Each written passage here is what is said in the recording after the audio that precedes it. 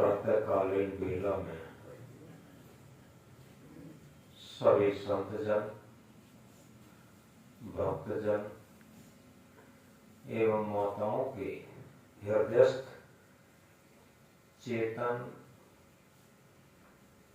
आत्मस्वरूप को हमारा नमन और वंदन।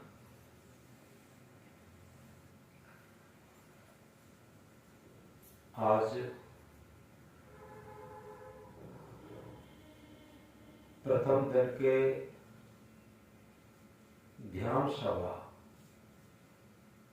प्रथम ध्यान सभा है और इस ब्रह्म मुहूर्त वेला में आप सब लोग बड़े सौभाग्यशाली हैं। जीवन की सहजता को समझने के लिए, क्योंकि असहज जीवन और सहज जीवन में उतना ही अंतर है जो कई बार दोहराते रहते हैं कि बनावट, मिलावट, दिखावट, ये असहज जीवन है। और जो शाश्वत जीवन है, शांत जीवन है, निष्फिक्र मस्त जीवन है, वो सहज जीवन जीने से ही आ सकता। जीवन की परम सहजता, इसमें न कोई बनावट है, न मिलावट है, न दिखावट है। तो आज एक छोटी सी कहानी से शुरू करेंगे। वो बताई भी है, लेकिन वो बहुत बड़ी प्रिय कहानी है। एक राजा था, नवयुवक था, उसका एक साथी था, उससे बहुत प्रेम था। राजा हो, नवयुवक हो, सारी समृद्धि हो, और ऐसे लोगों के जीवन में बनावट, मिलावट, दिखावट बहुत ज्यादा रहती। क्योंकि जहां पर अहंकार होगा, एक बात ध्यान रखना, जहां पर अहंकार होगा वहीं पर बनावट, मिलावट, दिखावट, ये सारी चीजें होती हैं। और जहां पर अहंकार नहीं होगा वहां पर ओरिजिनलिटी होगी, सहजता होगी। एक आप छोटे छोटे बच्चों को ले लीजिए, कोई अहंकार नहीं, कोई रईस का बेटा हो, छोटा हो बच्चा, और गरीब का बेटा हो, बड़े सहज होंगे। गरीब को ये नहीं पता होगा कि हम गरीब हैं, रईस को ये नहीं पता होगा कि हम रईस हैं। और जहां ये रईसी, गरीबी, पद प्रतिष्ठा, धन दौलत, मान सम्मान, ये सब थोपे जाते हैं, उतनी ही बनावट, मिलावट, दिखावट आती रहती है, थोपती रहती है ऊपर से। तो ध्यान में क्या है, ये जितनी भी असहजता हमने थोप रखी है जीवन में, वो सब उतार करके फेंकना है बस। यहां सीखना कुछ नहीं है, यहां सीखा हुआ सब भूलना। तो वो राजा था, नवयुवक था, 25-26 वर्ष का, और उसका एक मित्र भी था। बहुत अगाध प्रेम आपस में था। कुछ दिनों के बाद वो मित्र अकस्मात बीमार पड़ा और बीमार पड़ने के बाद खत्म हो गया। ये प्रकृति का खेल है। जब तक प्रारब्ध चलता है तब तक जीवन चल रहा है। जिस दिन प्रारब्ध खत्म, जीवन खत्म। हम कितने भी पैसे वाले हों, एक जगह कहा है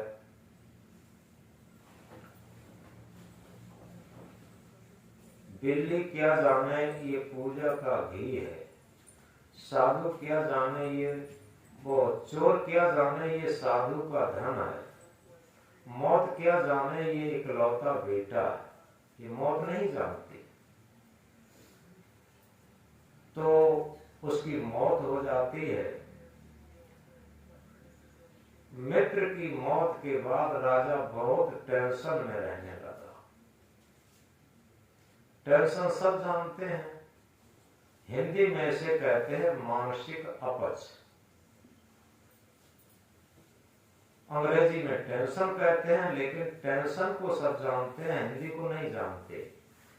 मानसिक अपच, जैसे जब भोजन ज्यादा कर लिया जाता है तो क्या कहते हैं कि आज तो हमें अपच हो गई, यानी ज्यादा भोजन हो गया, वो पचा नहीं। और नहीं पचने में क्या होता है सब जानते हैं, खट्टी डकारें आती हैं, टट्टी भी होने लगती।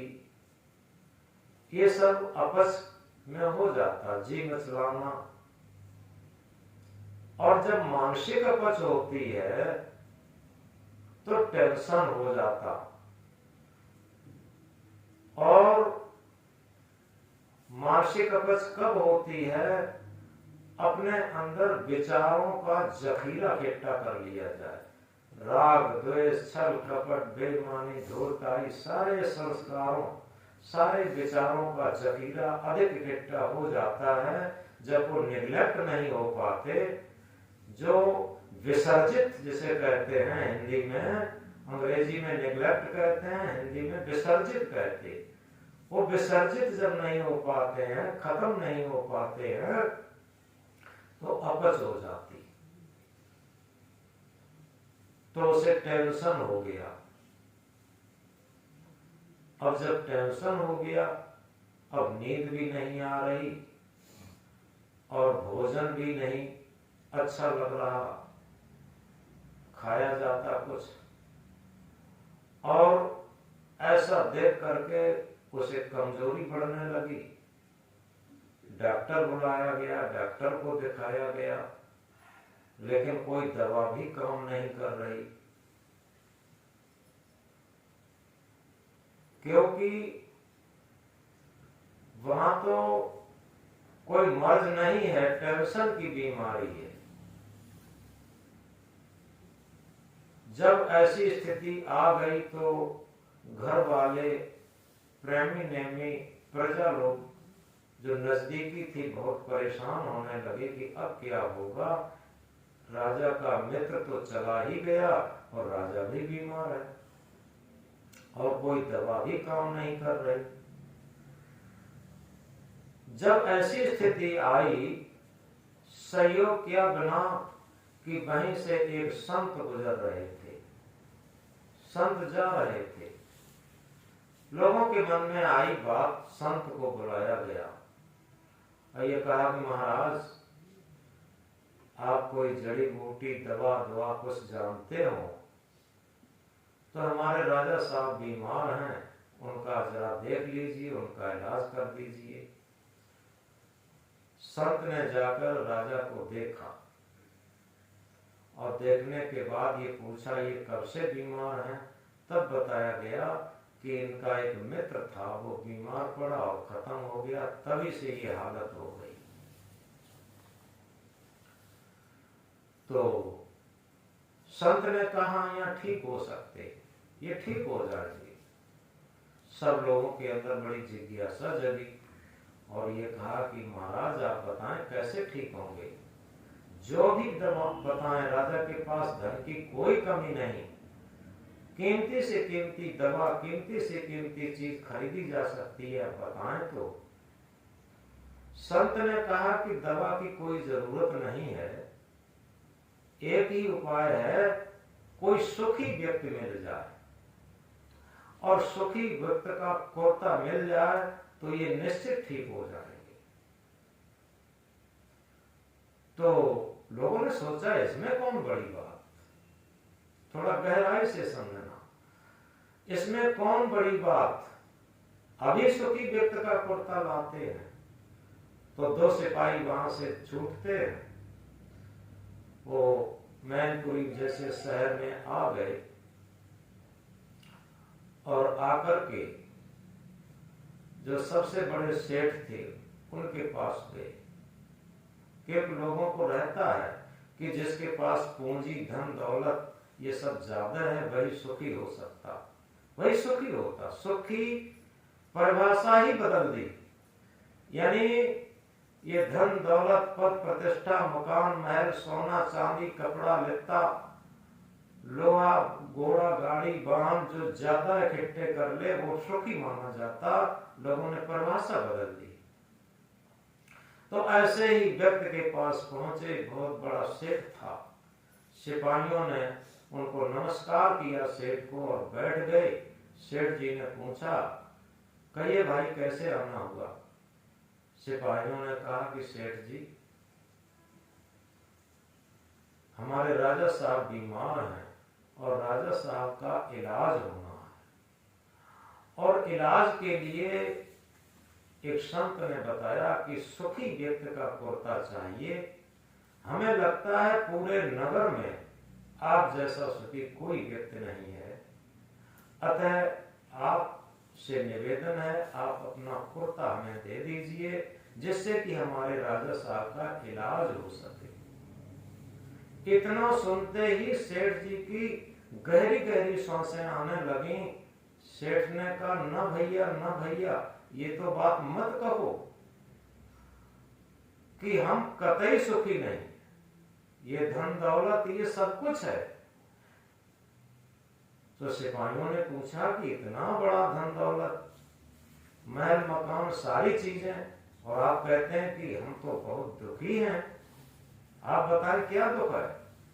सेठ ने कहा कि दुख ये है, इतना सारी संपत्ति नौकर मैनेजर मुनीम ये सब हैं, धन की कोई कमी नहीं, घोड़ा गाड़ी वाहन की कोई कमी नहीं, जमीन जायदाद प्रॉपर्टी की कोई कमी नहीं, लेकिन इस घर का दीपक ही नहीं, यानी कोई बेटा ही नहीं।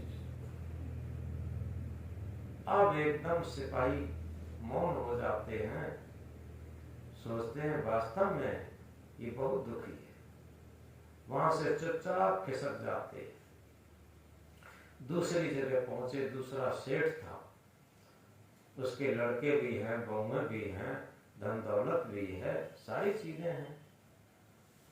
वहां नमस्कार करके सेठ से कहा कि भैया सेठ जी आप हमें परम सुखी मालूम पड़ते हैं, क्योंकि आपके लड़के भी अनुगामी हैं, बहुएं भी अनुगामी हैं, नौकर भी अनुगामी हैं, क्योंकि अनुकूलता ही तो मन चाहता है। सारी चीजें धन दौलत अनुकूल है, पद प्रतिष्ठा अनुकूल है, लड़के बहुएं अनुकूल हैं, सारी चीजें अनुकूल हैं। तो सेठ ने कहा, न भैया ये बात बिल्कुल मत कहो, हम तो बहुत महान दुखी है।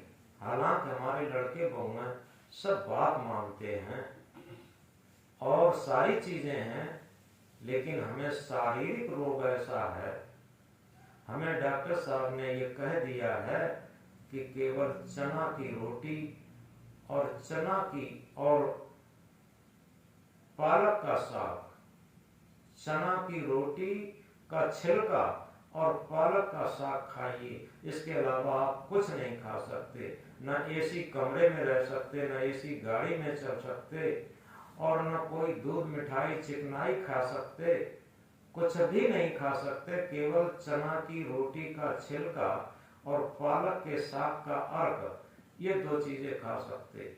इतना बड़ा रोग है। अब हम सोचते इससे तो अच्छा पल्लेदार होते तो दिन भर मेहनत करते और पूर्ण भोजन करते, चैन की नींद लेते।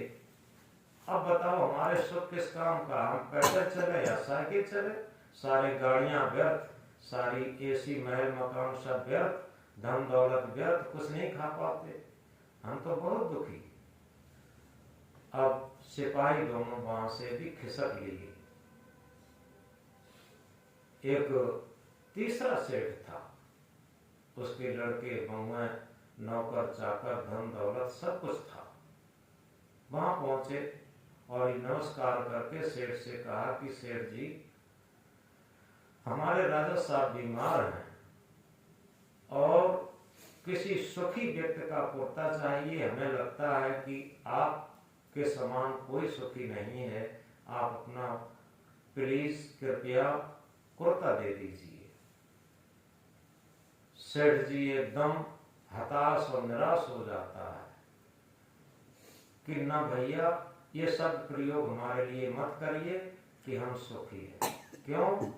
लड़के बहुए जरूर हैं, लेकिन एक भी लड़का एक भी बहू हमारी बात नहीं मानते, और नौकर चाकर भी अब लड़कों के ही कहे में रहने लगे। नौकर चाकर भी ये समझते हैं ये तो बुढ़ापे पर बिल्कुल नेग्लेक्ट है, और सब इंतजार देखते हैं ये कब खत्म हो, झंझट कटे, ये तो बहुत झंझटी है। तो हमें लगता है कि हम घर ही छोड़ दें तो अच्छा है, कहीं शांत से हमारी श्वासें तो कट सकती हैं। हमें लगता है कि हम सब दुखिया जीव दुनिया में कोई नहीं होगा। अब सिपाही लोग वहां से भी खिसक लिए और चिंतित होकर के सोचने लगे, आखिर इतने बड़े बड़े सुखी व्यक्ति, धनी व्यक्ति, अब कौन सुखी आदमी मिलेगा। और निराश होकर के वापस लौट गए। जब वापस लौट गए, लोगों ने पूछा, राजा ने पूछा कि कोई सुखी व्यक्ति का कुर्ता मिला क्या? तो उन्होंने कहा कोई नहीं मिला। बताया कि ऐसे ऐसे बड़े बड़े सेठ मिले, सारी धन संपत्ति थी, लेकिन ये दुख ये सब बताए। अब राजा को ये चिंता हुई कि आखिर कोई सुखी व्यक्ति नहीं मिल रहा, आखिर इलाज कैसे हो। तो राजा ने कहा कि ऐसा करो, एक हमारा बूढ़ा मंत्री था जो रिटायर हो गया है, उसे बुलाओ। एक बूढ़ा मंत्री जो रिटायर हो गया था उसे बुलाया गया। मंत्री आया, उससे बात रखी गई कि किसी सुखी व्यक्ति का कुर्ता लाना है और उससे राजा साहब का इलाज होना। बूढ़ा मंत्री चल दिया सुखी व्यक्ति को खोजने के लिए। अब वो किसी शहर बाजार में नहीं गया, वो कहाँ गया? वो जंगल की तरफ गया, बाग की तरफ गया, एकांत की तरफ गया, सुनसान की तरफ गया।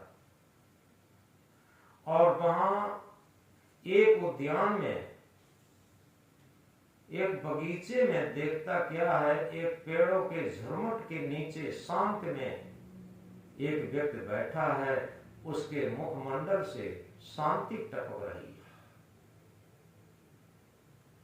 तो उसने सोचा शायद ये व्यक्ति परम सुखी होगा। वहां पर जब पहुंचा, उससे प्रणाम किया और ये कहा कि महाराज, हमें लगता है कि दुनिया के आप बहुत सुखी व्यक्ति हैं। तो उसने कहा हाँ बिल्कुल, हमें पूर्ण सुख है, दुख का किरकिरा भी नहीं है, कहीं कोई दुख है ही नहीं, जितना है वो सब सुख ही सुख है। मंत्री ने निवेदन किया कि महाराज आप परम सुखी हैं, आप अपना कुर्ता हमें दे दीजिए, क्योंकि हमारे राजा साहब का इलाज होना है सुखी व्यक्ति के कुर्ते से। अब वो व्यक्ति ठट्ठा मार के हंसा और हंसकर के बोला, मैं पूर्ण सुखी तो हूं, लेकिन कुर्ता तो मेरे पास है ही नहीं। और बड़ी प्रसन्नता में ठट्ठा मार के हंसा। अब वो मंत्री भी निराश और उदास हो गया। क्या बताएं, जहां कोई कुर्ते मिलते हैं, सारी धन दौलत मिलती है, पद प्रतिष्ठाएं मिलती हैं, प्रॉपर्टियां मिलती हैं, सोना चांदी मिलता है, वहां पर सुखी व्यक्ति नहीं मिलता, और जहां पर सुखी व्यक्ति मिला वहां पर कुर्ता नहीं मिला। अब क्या करें? वो व्यक्ति, वो जो बूढ़ा मंत्री था, वो वापस आता है। वापस आया निराश चेहरा लिए। राजा को लग रहा था कि अब की बूढ़ा मंत्री गया है, निश्चित है ये कुर्ता जरूर लाया होगा। तो राजा ने उत्सुकता में पूछा कि मंत्री जी, क्या सुखी व्यक्ति मिला? मंत्री ने कहा कि हाँ राजन, ऐसा व्यक्ति मिला जो पूर्ण सुखी, उसके पास दुख का किरकिरा नहीं था। फिर कुर्ता तो लाए होगे? मंत्री ने कहा कि राजा साहब क्या बताएं, आदमी तो पूर्ण सुखी था, 1% भी उसे कोई दुख नहीं था, लेकिन उसके पास कुर्ता था ही नहीं। जैसे इस बात को राजा ने सुना, राजा को अंदर से चेतना जग गई। क्या जग गई? चेतना। अब तक मन के तल पर जीवन था और मन का टेंशन, मन का दुखी होना ही उसके जीवन को नरक बनाए था। लेकिन आज क्या हुआ? उसके अंदर से चेतना जग गई, विवेक जग गया। और विवेक जगा, जिसके पास कुर्ता न हो और वो पूर्ण सुखी रह सके, और मेरे पास सब कुछ है, मैं पूर्ण दुखी रहूं, ये कैसे? और तुरंत उसके मन का जो टेंशन का लबादा था वो सब उतर गया, क्योंकि उसके मन में विवेक की किरण फूट गई, विवेक की जागृति आ गई। और विवेक कहां से पैदा हुआ? कोई देखो, बाहर से कोई चीज लाई नहीं गई, बाहर से कोई चीज थोपी नहीं गई। विवेक उसकी आत्मा से, उसकी चेतना से जागृत हुआ। चेतना में जागृति आ गई, वो सेल्फ डिपेंड होने लगी। मन के अधीन, इंद्रियों के अधीन, धन दौलत के अधीन, पद प्रतिष्ठा के अधीन, सांसारिकता के अधीन, वासनाओं के अधीन, इच्छाओं के अधीन नहीं रही। इस बात को गहराई से समझे। उसके अंदर विवेक जगा और एकदम अंदर से उसके ऊर्जा बढ़ने लगी, शक्ति बढ़ने लगी। थोड़ी देर में उसे लगा कि ऐसा करो, कुछ पानी लाओ। पानी लाया गया। थोड़ी देर में उसने कहा कुछ जलपान लाओ, जलपान लाया गया। और इसके बाद वो सही ढंग से बैठ भी सका, थोड़ा टहल भी सका। थोड़ी देर में उसने भोजन की कही, भोजन लाया गया, भोजन किया। अब धीरे धीरे वो पूर्ण स्वस्थ होने लगा। कोई दवा नहीं, बाहर से कोई चीज लाई नहीं गई। केवल क्या हुआ? उठता है विचार तो उठता है आदमी, गिरता है विचार तो गिरता है आदमी।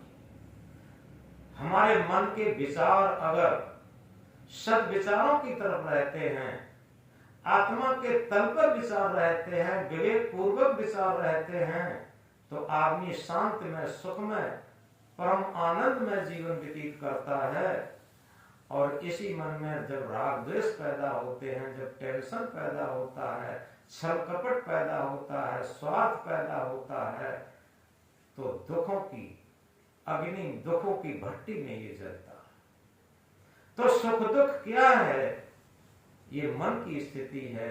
जितना हमारा मन निर्मल होता जाए, पवित्र होता जाए, निष्काम होता जाए, निश्चल होता जाए, निष्कपट होता जाए, निर्विकार होता जाए, उतना ही हम सुखी होते जाएंगे। और जितने ही मन में राग द्वेष, छल कपट, स्वार्थ, मन की लंपटता, लोलुपता भरती जाए, उतना ही टेंशन बढ़ता जाएगा, दुखी होते जाएंगे। ये सुख दुख का मंत्र है, सुख दुख का सूत्र है। अब हम देखें कि हम मन को सुख की तरफ ले जाना चाहते हैं, दुख की तरफ ले जाना चाहते हैं। सदगुरु कबीर साहब ने एक महामंत्र में कहा है, झूठे सुख को सुख कहे, मानत है मन मोद, जगत चले ना काल का, कुछ मुख में कुछ को। झूठे ही सुख को सुख मानते रहे पूरे जीवन। आज तक किससे नहीं मिले?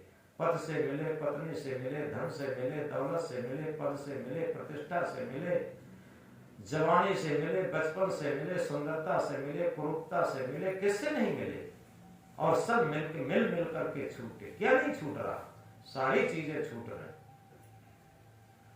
तो इस तरीके से बाहर का मिलना क्या, जो मिल करके फिर छुट जाए। बाहर का मिलना क्या, जो मिल करके फिर छुट जाए। अंदर का मिलना, सच मिलना, जो मिला हुआ फिर रह जाए। कभी विचार करके भी देखा, अंदर का मिलना, जो अंदर है, जिससे हमारा शरीर संचालित होता है, जो ड्राइविंग सत्ता है, सत्य सत्ता है, आत्म सत्ता है, परम सत्ता है, ब्रह्म सत्ता है, शांत सत्ता है, मुक्त सत्ता है। ऐसी शांत सत्ता और आत्म सत्ता से क्या हम मिलना जानते हैं? तो इस तरीके से जब हमारा मन, क्योंकि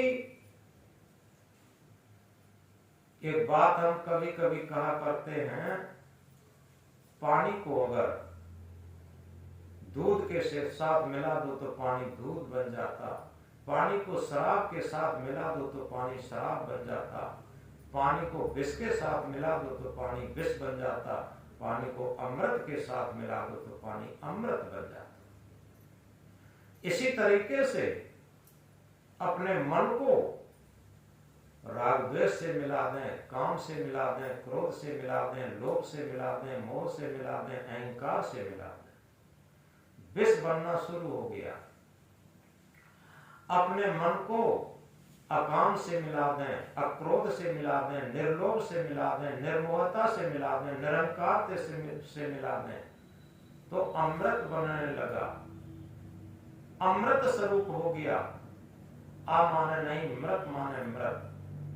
अगर हमारा मन अकामी हो जाए, अक्रोधी हो जाए, निर्लोभी हो जाए, निर्मोही हो जाए, निरंकारी हो जाए, ये मन अमृत हो गया। जो अमृत क्या है?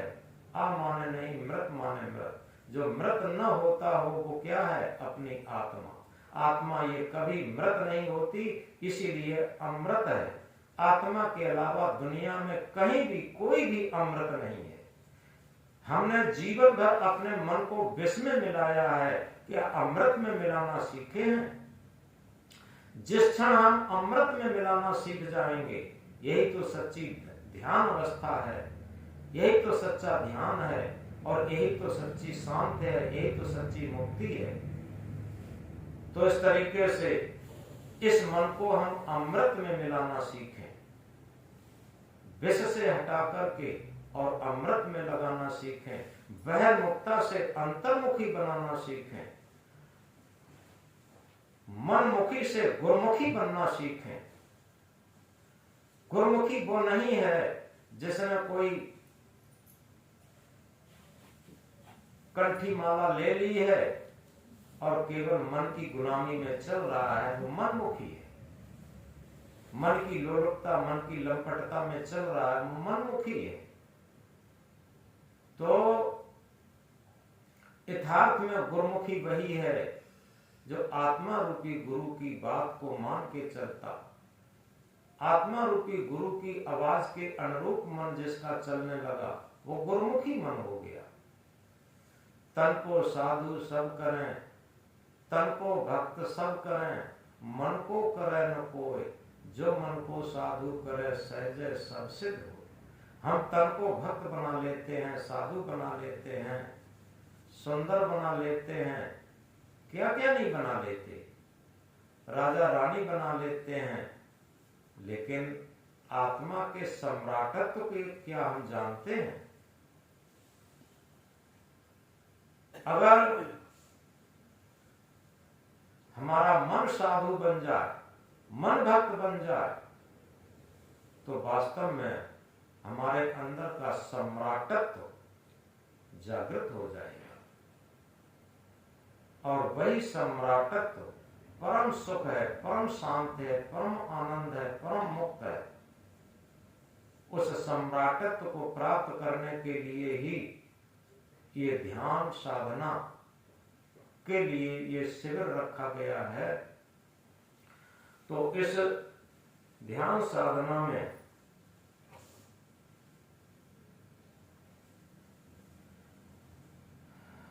उतरने के लिए जागरूकता की आवश्यकता है। जितना हमारा मन जागरूक होगा, जागरूकता क्या है? हम बैठे हैं, ये जागरूकता नहीं। तब जानो सोगत से जागे, विषय वासना मन से त्यागे। मन का स्वार्थ जितना हटता चला जाए, मन निष्काम होता चला जाए, निर्द्वंद होता चला जाए, निर्विकारी होता चला जाए, निर्मल होता चला जाए, हमारा ध्यान बढ़ रहा है। और मन वैसे का वैसा विकारों का जखीरा है, स्वार्थ का जखीरा है, लोलुपता का जखीरा बना हुआ है, तो समझो हमारा न भजन हो रहा है, न साधना हो रही है, ध्यान हो रहा है, कुछ नहीं हो रहा। निरंतर मन की निर्मलता बढ़ती जाए, निरंतर मन की पवित्रता बढ़ती जाए। जैसे जैसे शरीर बूढ़ा हो रहा है, ऐसे ही मन भी बूढ़ा होता जाए। बुद्ध की एक बात बड़ी मार्मिक है। जब इनका नाम सिद्धार्थ था और भरी जवानी थी, 28-29 वर्ष की, और उस टाइम एक बेटा भी हो गया था इनके। इसके बाद इनको उद्यान में घूमने की आज्ञा मिली थी राजा की तरफ से। अभी तक उन्हें ऐसे माहौल में रखा गया, ऐसे परिवेश में रखा गया जहां कोई सूखा फूल न देखने को मिले, सूखी पत्ती देखने को न मिले, और बूढ़ा आदमी न देखने को मिले, वृद्ध गरीब दीन दुखी आदमी देखने को न मिले, सब नव यौवन संपन्न दिखाई दें। ऐसी स्थिति में रखा गया था, डर की वजह से कि कहीं ये साधु न बन जाए, क्योंकि बचपन से संस्कार थे। 29 वर्ष की भरी जवानी में रथ पर बैठकर नौकर के साथ जब ये जा रहे थे, तो रास्ते में एक बूढ़ा व्यक्ति मिला। उस व्यक्ति को देख करके सारथी से पूछा, भैया सारथी, ये कैसा आदमी है जो लाठी के बल झुका हुआ चल रहा? सारथी ने कहा, सरकार, ये बूढ़ा आदमी है और इसी अवस्था में आप और हम भी हो जाएंगे। क्या मैं भी बूढ़ा हो जाऊंगा? कि हाँ, आप भी बूढ़े हो जाएंगे। क्या तुम भी बूढ़े हो जाओगे? कि हाँ, हम भी बूढ़े हो जाएंगे। क्या यशोधरा भी बूढ़ी हो जाएगी? क्या हाँ, यशोधरा भी बूढ़ी हो जाएगी। सिद्धार्थ के मुंह से क्या निकला? साथ ही समझ लो, आज ही मैं बूढ़ा हो गया। शरीर से यंग ब्लड है, लेकिन मन से वो उसी क्षण बूढ़े हो गए। लेकिन ये विचार करके देखा कभी? जैसी जैसी काया तो पुरानी हो जाती है, हम लोग बूढ़े तो हो जाते हैं, लेकिन मन वैसा का वैसा जवान बना रहता। ये बड़ी उल्टी प्रक्रिया है। और सिद्धार्थ ने जवानी में कह दिया था कि आज ही मैं बूढ़ा हो गया, और उसी दिन वो मन से बिल्कुल बूढ़े हो गए थे, दार्शनिक हो गए थे, फिलोसफर हो गए थे। एक फिलोसफर की बुद्धि आ गई थी, उनके अंदर विवेक शक्ति जलने लगी थी, प्रज्ञा बुद्धि जलने लगी थी। आगे जब चलते हैं तो एक सब मिलता है। लोग दोहरा रहे थे, राम नाम सत्य है, सत्य बोले मुक्त है, या सत्य नाम सत्य है, सत्य बोले मुक्त है, जैसी प्रथा जहां हो। साथी से पूछा कि सारथी, ये लोग क्या लिए जा रहे? सारथी ने बताया, सरकार, ये डेड बॉडी, मृतक शरीर, ये सब है, इसके अंदर से जो सत्य सत्ता है वो निकल गई और ये मर गया। सिद्धार्थ ने पूछा, सारथी, क्या मैं भी मर जाऊंगा? सारथी ने कहा, हाँ सरकार, आप भी मर जाओगे। क्या तुम भी मर जाओगे? कि हाँ हम भी मर जाएंगे। यशोधरा भी मर जाएगी? कि हाँ यशोधरा भी मर जाएगी। सिद्धार्थ के मुख से निकला, सारथी समझ लो आज ही मैं मर गया। कितनी बड़ी बात निकली। ये थोपा हुआ ज्ञान नहीं था, ये रटा हुआ ज्ञान नहीं था, ये स्वयं प्रस्फुटित ज्ञान था, ये प्रज्ञा बुद्धि थी, ये विवेक बुद्धि थी। और वो शरीर से तो जीवित रहे, लेकिन उनका मन उसी क्षण मर गया। मन का मर जाना। एक मस्तराम संत हुए हैं। मस्तराम एक मुर्दे के पास पहुंचे। मस्तराम मुर्दे से पूछे, मुर्दा कुछ बतलाओगे? मुर्दा बोला, हाँ, जीते जी मर जाओ तो सच्चा सुख पाओगे। मुर्दा नहीं बोला। जो मुर्दे के पास मस्तराम पहुंचे, उनका मन मुर्दा था, और उस मन मुर्दे के अंदर से ये विवेक की बात फूटी कि जीते जी मर जाओ तो सच्चा सुख पाओ। और इसी तरीके से बुद्ध के अंदर से बात निकली कि सारथी समझ लो मैं आज ही मर गया। और वो मन से उसी क्षण मर गए। उनका मन सांसारिकता से बिल्कुल मर गया। और जब मर गए और इसके बाद जब उद्यान में पहुंचे, उद्यान में क्या देखते हैं? पेड़ों के झुरमुट के नीचे एक कोई साधक, एक कोई संत अपने भजन ध्यान साधना में लीन था, परम मस्त था। उनके मुखमंडल से शांति टपक रही थी। सिद्धार्थ ने पूछा, सारथी ये व्यक्ति अकेला क्यों बैठा? इसे अकेले में कैसे अच्छा लगता? सारथी ने कहा, सरकार, दुनिया में मनुष्य जन्म लेने के बाद अगर मनुष्य जीवन का सदुपयोग कर रहे हैं तो यही कर रहे हैं, और इनके जीवन की सार्थकता है ये अपने अविनाशी के भजन में लगे हुए हैं, ये अपने अविनाशी के ध्यान में लगे हुए हैं, ये साधना में लगे हुए हैं, उस परम मुक्त और शांति की साधना में लगे हुए हैं। सिद्धार्थ ने कहा कि सारथी रथ लौटाओ। अब ये हमें पूरा संसार एक जेल खाना लगने लगा। ये हमारी राज की दीवारें जेल खाने की दीवारें लगने लगी, और ये राजसी भोजन, राजसी उपभोग हमें जहर मालूम पड़ने लगे। लौटाओ। सारथी ने रथ लौटाया और सिद्धार्थ जाते हैं घर पे। आज उन्हें नींद नहीं आ रही। यशोधरा ने कई बार कहा, आज क्या हो गया, नींद क्यों नहीं आ रही? उन्होंने कहा कि कुछ नहीं हो गया, जो सत्य होने वाला था वही हो रहा है। कुछ नहीं हो गया है, जो सत्य होने वाला था वही हो रहा है। यशोधरा चुपचाप अपने कमरे में लेट जाती है। इनकी चिंतन धारा बढ़ती रही, और आधी रात पर एक कंथक नाम का घोड़ा और एक नौकर लेके निकल जाते हैं। आमी नदी के पार जाकर के इस पार से घोड़ा और नौकर लौटा देते हैं, उस पार जाकर के एक बिल्कुल भिक्षुक रूप धारण कर लेते हैं, और भिक्षुक रूप धारण करके और इस संसार के दुख को याद बार बार करते हैं। जो वास्तव में संसार के परिणाम ज्ञान को समझ लेता है कि आखिर जीवन में दुख ही तो दुख मिला। अगर किसी बूढ़े व्यक्ति से जाकर के पूछ लिया जाए कि भैया ये बताओ, तुमने जीवन के अंतिम पड़ाव में हो और पूरे जीवन में तुम्हें सुख कितना मिला, तो बूढ़ा व्यक्ति यही कहेगा कि भैया दुख सुख तो मिला नहीं, पूरे जीवन दुख ही मिला। जिसे हमने सुख समझा और सुख समझ करके जो भी भोग उपभोग किए, उनके परिणाम में दुख ही तो मिला।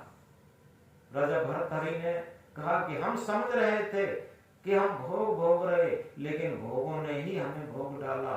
आज हम महा दुख के सागर गर्त में गोते लगा रहे हैं। इसलिए ये भोगों को कोई नहीं भोग रहा, ये भोग ही उसे भोग डालते हैं, और बाद में दुखों के संस्कार बना करके उसी में छटपटाते हुए चले जाते हैं। ये राजा भर्तहरि की कथा। तो इस तरीके से बुद्ध दुख और दुख से निवृत्ति के साधन में जुट गए। वो ध्यान साधना के लिए निकल पड़े। तो उसी ध्यान साधना के लिए हम लोग इस ध्यान कक्ष में बैठे हैं और ये समझना है जो हमारा मन लोलुपी रहा है सुख के पीछे, इसने दुख ही बढ़ाए। क्योंकि ये बड़ी विडंबना रहती, हम जिसे भी सुख मानते और उसके परिणाम में दुख मिलता। क्योंकि जो अनंत सुख का सागर है वो हमारे अंदर है, हम उसे नहीं जानते। और उस अनंत शांति के सागर में जब हम गोता लगाएंगे तब हमें लगेगा ये संसार बहुत छोटी चीज है, ये तुच्छ चीज है। कहां हम तुच्छ चीजों में उलझे रहे। हमारा मन बड़ा बेवकूफ रहा जो इन तुच्छ भोग पदार्थों में उलझा रहा। ये तो सब सुख का वर्ग लगा करके केवल दुख ही दिखा रहे। तब स्थिति आ जाती है, ये मन समझने लगता है जब इसके अंदर विवेक जागृत होता। क्या देख कर मत रीझना ऊपर की सफाई पर, देख कर मत रीझना ऊपर की सफाई पर, वर्क सोने का लगा है गोबर की मिठाई पर। ये पूरा संसार जहां भी सुख की कल्पना हम करते हैं वहां दुख ही तो दुख भरा है। आप किसी को भी देख लीजिए, किसी सुख का आप विश्लेषण करिए एक आध्यात्मिक ढंग से, तो उसके बाद में परिणाम ज्ञान जिसे कहते हैं, उसके परिणाम में दुख ही तो दुख मिला, सुख कहां मिलता। तो इस तरीके से आज हम इस ब्रह्म मुहूर्त बेला में बड़े सौभाग्यशाली हैं जो इस ध्यान कक्ष में प्रवेश किए हैं। तो अब हमें ध्यान में उतरना है।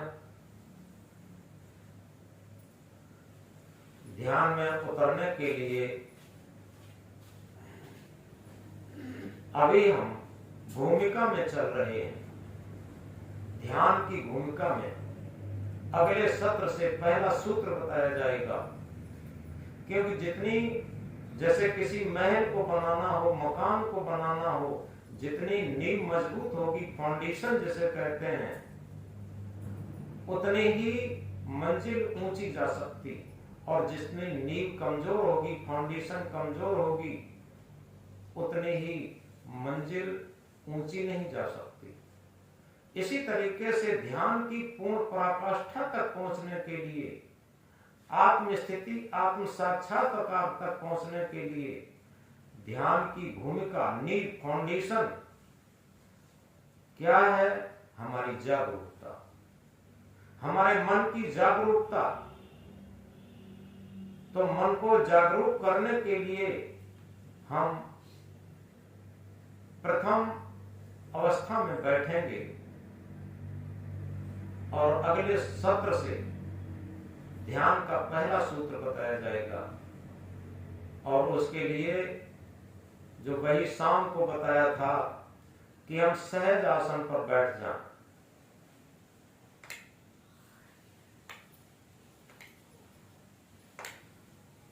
सहज आसन पर बैठ जाएं